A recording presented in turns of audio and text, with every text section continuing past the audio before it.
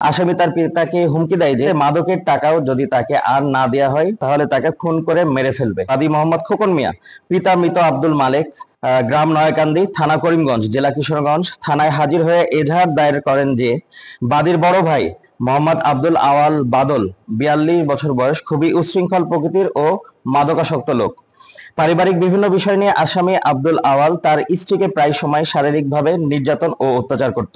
তার নির্যাতন ও অত্যাচার সহ্য করতে না পেরে তার স্ত্রী অতিষ্ঠ হয়ে ঘটনার ৩ মাস পূর্বে আসামির স্ত্রীর ২ ছেলে ও ১ মেয়েকে নিয়ে, মানে আসামির ২ ছেলে ও ১ মেয়েকে নিয়ে তার স্ত্রী বাবার বাড়িতে চলে যায়। পরবর্তীতে আসামি তার বাবা ভিকটিম মোহাম্মদ আব্দুল মালেককে মাদক সেবনের টাকা ও তার স্ত্রীকে ফিরিয়ে আনার জন্য চাপ প্রয়োগ করতে থাকে। এক পর্যায়ে গত ১৬ অক্টোবর ২০২৫ খ্রিস্টাব্দ বিকাল আনুমানিক ১৭:০০ ঘটিকায় আসামি তার পিতাকে হুমকি দেয় যে যদি তার স্ত্রী ও সন্তানদেরকে বাড়িতে ফিরে না নিয়ে আসে তাহলে তাকে খুন করে মেরে ফেলবে। একই সাথে মাদকের টাকাও যদি তাকে আর না দেয়া হয়, একই হুমকি সে তার বাবাকে দেয়।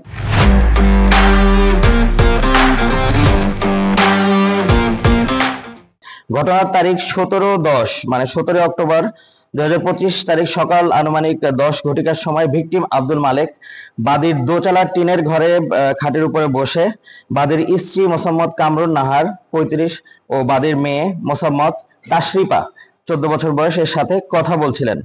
ওই সময় আচমকা আসামি আব্দুল আওয়াল বাদল পূর্ব পরিকল্পিতভাবে হাতে ছুরি নিয়ে বাদীর ঘরে প্রবেশ করে এবং আশপাশের সব লোককে ঘর থেকে বের করে দেয়। অতঃপর আসামি ছুরি দিয়ে তার পিতা ভিকটিম আব্দুল মালেককে বুকের বাম পাশে ঘাই মেরে গুরুতর জখম করে দৌড়ে পালিয়ে যায়।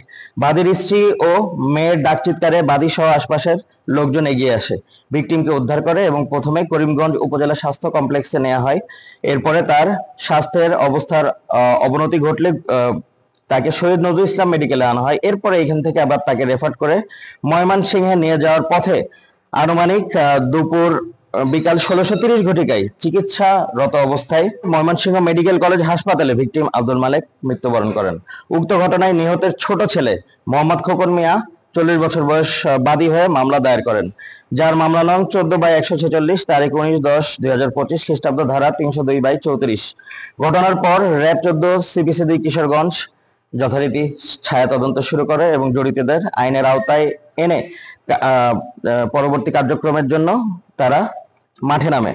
এরই ধারাবাহিকতায় র‍্যাব ১৪ CPC-2 কিশোরগঞ্জ ক্যাম্পের একটি আভিযানিক দল ২২ অক্টোবর ২০২৫ ১৬:২০ ঘটিকায় র‍্যাব ১১ নারায়ণগঞ্জের সহায়তায় নারায়ণগঞ্জ জেলার সিদ্ধিরগঞ্জ থানাধীন চিটাগাং রোড এলাকায় অভিযান পরিচালনা করে উক্ত মামলার এজাহার নামীয় প্রধান আসামি মোহাম্মদ আব্দুল আওয়াল বাদল, ৪২ বছর বয়স, পিতা ভিকটিম আব্দুল মালেক, নয়াকান্দি, করিমগঞ্জ, জেলা কিশোরগঞ্জকে গ্রেপ্তার করতে সক্ষম হয়। গ্রেপ্তারকৃত আসামির বিরুদ্ধে পরবর্তী আইনানুগ ব্যবস্থা গ্রহণের জন্য সংশ্লিষ্ট থানায় ইতিমধ্যে হস্তান্তর করা হয়েছে।